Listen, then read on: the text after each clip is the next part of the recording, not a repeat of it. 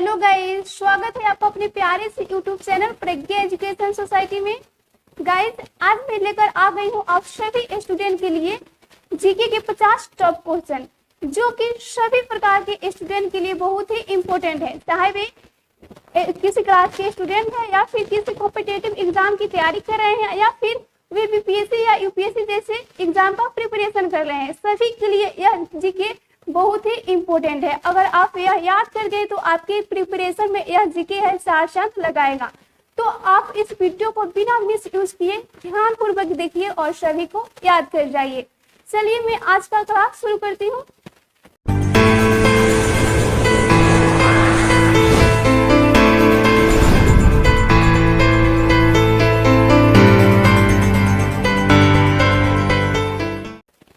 देखिए, मैंने आज टॉपिक बाई टॉपिक लिया है सभी सब्जेक्ट से अलग अलग करके, ताकि आप लोगों को आसान हो। देखिए, पहले मैंने लिया है भारतीय इतिहास एवं संस्कृति से कुछ 10 क्वेश्चन लिए हैं। देखिए इसमें का पहला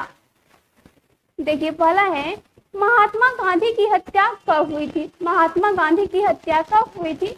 तो इसका आंसर होगा 30 जनवरी 1948 ईस्वी में महात्मा गांधी की हत्या हुई थी। और किसने किया था? तो नाथूराम गोडसे ने उन्हें गोली चलाकर मारा था। तो उनकी हत्या हुई थी 30 जनवरी 1948 को महात्मा गांधी की हत्या हुई।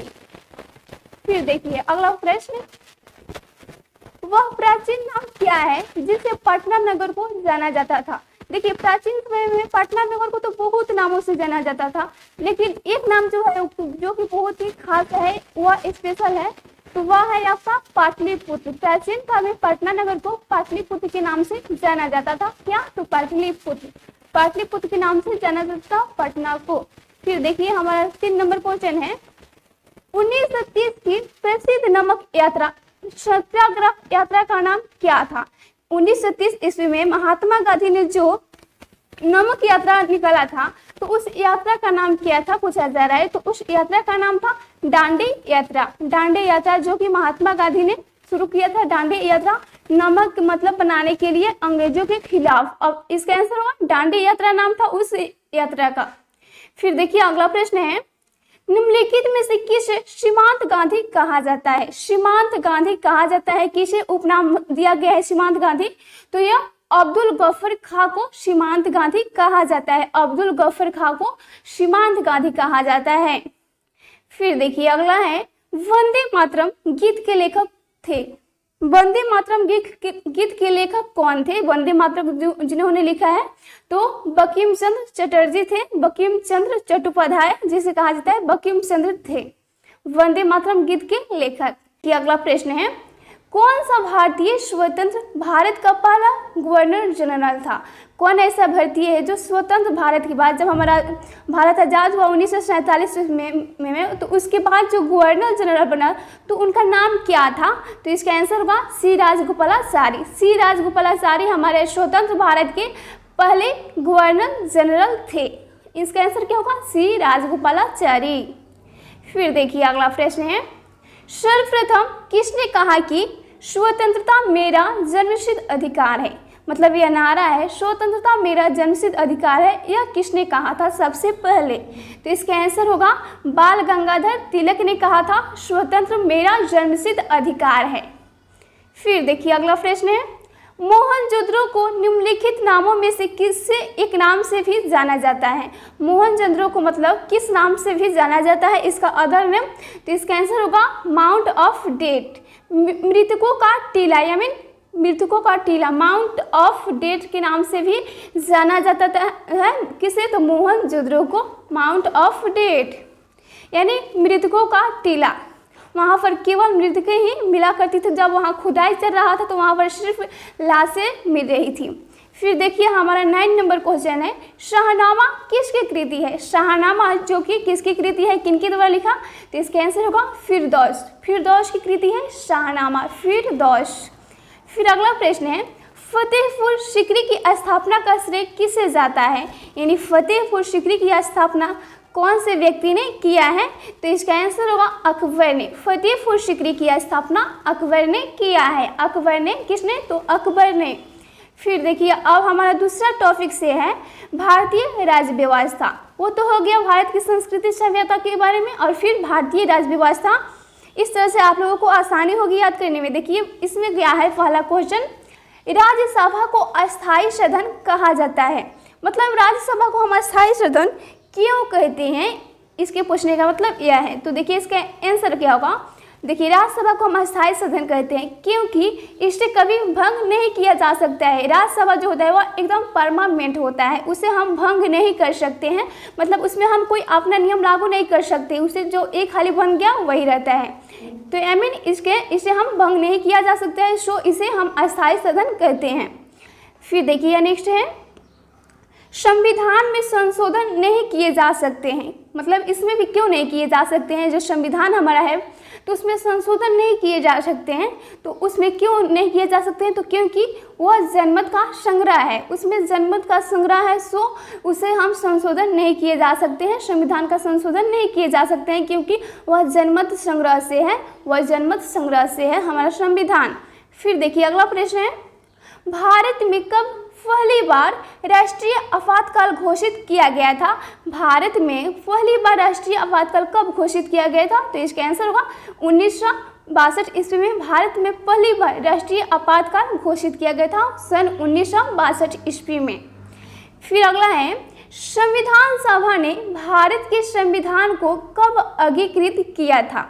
संविधान सभा ने भारत के अंगीकृत को, तो इसका आंसर होगा इनमें से कोई नहीं, कभी नहीं हुआ किया था। फिर देखिए अगला प्रश्न है, हमने विश्व के किस राष्ट्र के संविधान से अपने मूल अधिकारों की संकल्पना ग्रहण की है। हमने विश्व के किस राष्ट्र के संविधान से अपने मूल अधिकारों की संकल्पना ग्रहण की है। देखिए हमारे जो संविधान सभा की रचना हुई है तो अदर जितने भी अदर देश हैं उन सभी के मतलब उनका हम अनुभव किए हैं, दूसरों से हम सीखते हैं। तो इसी तरह जो हमारे संविधान के रचयिता है भीमराव अंबेडकर जी, तो वो जो अमेरिका है वहाँ के संविधान से कुछ मूल तत्वों को अपने संविधान में लाए। तो यहीं पर पूछा जा रहा है कि हमने विश्व के किस राष्ट्र के संविधान से अपने मूल अधिकारों की संकल्पना ग्रहण की है, तो इसका आंसर होगा यूएसए। यूनाइटेड स्टेट अमेरिका होगा, तो अमेरिका के यानी यूएसए के संविधान से। फिर अगला प्रश्न है, यदि राष्ट्रपति का पद खाली है तो उसे कितनी अवधि के अंदर भरना आवश्यक है। मतलब यदि राष्ट्रपति की अचानक से मृत्यु हो जाती है या फिर वह कहीं पलायन हो जाता है तो वह पद खाली हो जाता है, तो उसे कितने समय के बाद भरना आवश्यक है, तो इसका आंसर होगा 6 महीने के अंदर। 6 महीने के अंदर राष्ट्रपति के पद पर किसी अन्य व्यक्ति को भी बैठाना अनिवार्य है। यानी अगर किसी भी कोई राष्ट्रपति है उसके शासनकाल में उसका मृत्यु हो गया तो 6 माह के अंदर चुनाव करा दिया जाता है। फिर देखिए अगला प्रश्न है, भारतीय संविधान का कौन सा अनुच्छेद जम्मू तथा कश्मीर राज्य को विशेष दर्जा देता है। भारतीय संविधान का कौन ऐसा अनुच्छेद है जो कि जम्मू कश्मीर को राज्य को विशेष दर्जा देता है, तो ये तो सभी को मालूम होगा। 370 धारा है वही जम्मू कश्मीर को एक विशेष राज्य का दर्जा देता है। 370 धारा है, 370 धारा। फिर देखिए अगला प्रश्न है, राज्यसभा के सदस्य का कार्यकाल होता है। राज्यसभा के सदस्य का कार्यकाल कितना वर्ष होता है, तो देखिए लोकसभा सभी का कार्यकाल 5 वर्ष होता है, किंतु एक राज्यसभा के जो है वह 6 वर्ष होता है। इसके सदस्य का कार्यकाल 6 वर्ष होता है। राज्यसभा के सदस्य का कार्य 6 वर्ष होता है और लोकसभा के सदस्य का कार्यकाल 5 वर्ष होता है, यानी 5 ईयर्स। फिर देखिए इसमें का 9th नंबर क्वेश्चन है, 4th एस्टेट पद किसे संदर्भित करता है। 4th एस्टेट या एक पद है तो इसे यह किसे संदर्भित करता है, मतलब यह क्या बताता है, क्या सूचित करता है, तो इसका आंसर होगा यह प्रेस को सूचित करता है। प्रेस, इसका आंसर क्या होगा, यह प्रेस को संदर्भित करता है। फिर देखिए अगला है, भारत के प्रथम उपराष्ट्रपति कौन थे। भारत के प्रथम उपराष्ट्रपति तो वो थे doctor S Radhakrishnan, doctor S Radhakrishnan. फिर देखिए अब हमारा तीसरा टॉपिक है भारत का भूगोल, यानी ज्योग्राफी ऑफ इंडिया। भारत का जो ज्योग्राफी है वह, इससे मैंने लिया है 10 प्रश्न। तो इसमें देखिए पहला प्रश्न क्या है, रिक्टर पैमाने पर निम्नलिखित में से किसको मापा जाता है। रिक्टर पैमाने पर किसको मापा जाता है, तो रिक्टर पैमाने पर हम भूकंप की जो प्रबलता होता है उसे मापते हैं, यानी भूकंप की प्रबलता को रिक्टर पैमाने पर मापा जाता है।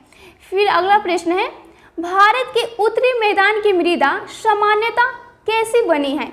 जो हमारे भारत के उत्तरी मैदान की मिट्टी है, मिट्टी मृदा, तो वह कैसी बनी है? तो इसका आंसर होगा तलोचन द्वारा वह बनी है, तलोचन द्वारा बनी है। फिर अगला है, भारत में सफेद क्रांति का जनक किसे कहा जाता है? सफेद क्रांति जो कि दूध से रिलेटेड है, तो वो कौन ऐसे है जनक, इसके सफेद क्रांति का जनक किसे कहा जाता है? तो इसका आंसर होगा डॉक्टर वी कुरियन को हम सफेद क्रांति का जनक कहा जाता है। कहाँ? तो भारत में। और भारत में हरित क्रांति का जनक डॉक्टर SR स्वामीनाथन को कहा जाता है। इसका आंसर क्या होगा? Doctor V Kurien. फिर देखिए अगला प्रश्न है, रणथंभौर चीता शरण स्थल कहाँ पर है? रणथंभौर चीता शरण स्थल कहाँ पर है? तो इसका आंसर होगा राजस्थान में है। कहाँ पर है? तो राजस्थान में है रणथंभौर चीता शरण स्थल। फिर देखिए अगला प्रश्न, भारत के किस राज्य में जनसंख्या का घनत्व सर्वाधिक है? भारत के कौन ऐसा स्टेट है जहाँ पर पॉपुलेशन का जो घनत्व है वह सबसे मैक्सिमम है? तो इसका आंसर होगा बिहार। भारत का जो बिहार राज्य है वहाँ जनसंख्या का घनत्व सर्वाधिक है, बहुत अधिक है। इसका आंसर होगा बिहार। फिर देखिए अगला प्रश्न है, ब्रह्मपुत्र नदी का उद्गम कहाँ से हुआ है? जो ब्रह्मपुत्र नदी है उसका उद्गम यानी उसका जन्म कहाँ से हुआ है, वो कहाँ से मतलब चलना शुरू करती है? तो इसका आंसर होगा तिब्बत में कैलाश पर्वत पूर्वी ढाल से हुआ है ब्रह्मपुत्र नदी का उद्गम। जो तिब्बत है, तिब्बत में कैलाश पर्वत है, उसी के पूर्वी ढाल से ब्रह्मपुत्र नदी का उद्गम हुआ है। फिर देखिए अगला प्रश्न है, भारत में कौन सा राज्य सबसे अधिक राज्यों की सीमाओं को स्पर्श करता है? भारत में कौन सा ऐसा राज्य है जो सबसे अधिक राज्य की जितने भी सीमा है उन सभी को स्पर्श करता है? तो इसका आंसर होगा उत्तर प्रदेश। उत्तर प्रदेश एक ऐसा राज्य है जो सबसे अधिक राज्य की सीमाओं को स्पर्श करता है, उत्तर प्रदेश। फिर देखिए अगला प्रश्न है, भारत में सबसे लंबा रेलवे जोन कौन सा है? स्टेशन नहीं सॉरी, भारत में सबसे लंबा रेलवे जोन कौन सा है? तो इसका आंसर होगा उत्तरी रेलवे जोन, जो कि सबसे लंबा है भारत में, उत्तरी रेलवे। फिर देखिए अगला प्रश्न है, भारत की सबसे ऊंची पर्वत चोटी इनमें कौन सी है? तो इसका आंसर होगा K2, जो कि हमारे भारत की सबसे ऊंची पर्वत चोटी है, K2 कंचनजंगा इसे बोला जाता है। फिर देखिए अगला प्रश्न है, भारत निम्नलिखित में से किसके उत्पादन में आत्मनिर्भर हो रहा है? या भारत कौन ऐसा चीज़ है जिसके उत्पादन में वह आत्मनिर्भर हो रहा है? तो इसका आंसर होगा लोहा। लोहा के उत्पादन में जो भारत है, हमारा देश, वह आत्मनिर्भर हो रहा है। हालांकि अभी तो हमारे जो प्राइम मिनिस्टर है, हमारे प्रधानमंत्री, वो लगे हैं कि वो ऐसे प्रयास कर रहे हैं कि हम सभी चीज़ों में आत्मनिर्भर बनाने की वो कोशिश कर रहे हैं। देखिए अब हमारा चौथा टॉपिक है, 3 टॉपिक हो गया। चौथा है भारतीय अर्थव्यवस्था, जो हमारे भारत का इकोनॉमिक है उसके बारे में मैंने इसमें भी 10 प्रश्न लिया है। देखिए, भारतीय रुपये का पहचान चिन्ह, जो भारतीय रुपये होता है वह क्या है?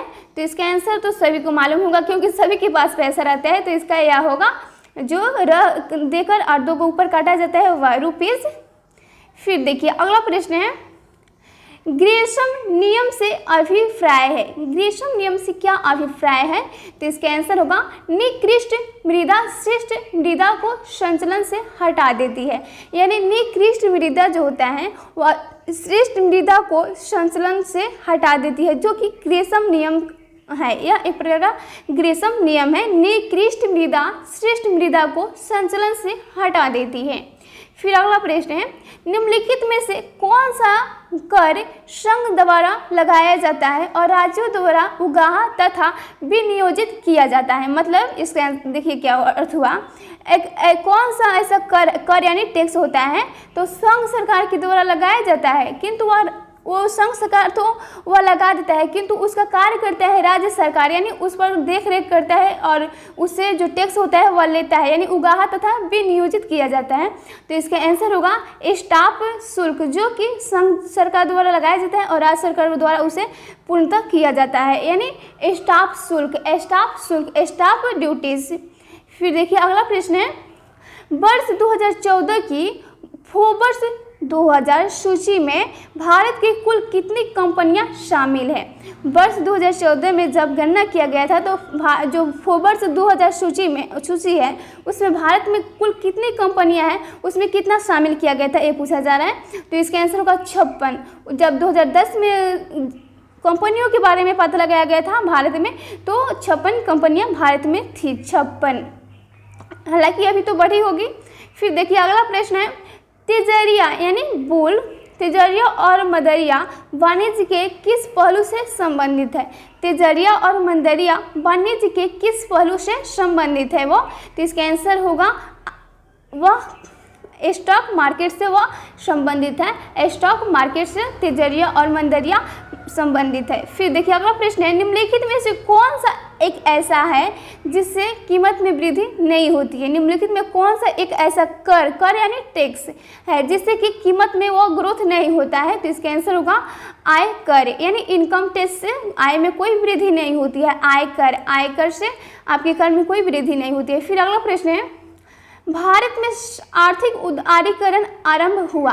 भारत में आर्थिक उदारीकरण कब आरंभ हुआ था? यानी वैश्वीकरण का यह भाग है या फिर वैश्वीकरण।